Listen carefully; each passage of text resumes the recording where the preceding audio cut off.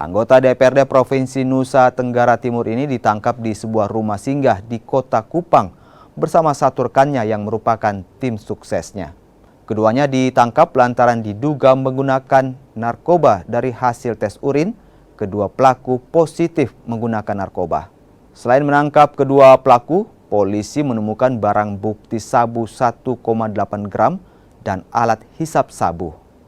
Petugas mengaku sebelum menangkap kedua pelaku terlebih dahulu menangkap seorang pelaku lainnya yang mengantar paket sabu ke rumah singgah tersebut. Kini para pelaku terancam pidana 5 tahun penjara. Terjadilah bukan keributan ya, terjadilah insiden di sana, artinya kita amankan si B, si W, RW keluar dari salah satu kamarnya menanyakan ada apa ini.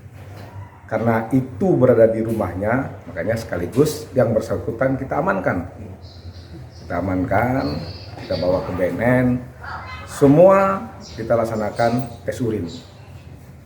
Tes urin memastikan apakah semua ini menggunakan atau ada tertentu yang tidak menggunakan. Jadi hasil tes urin B ini positif dan RW ini juga positif menggunakan metamfetamin.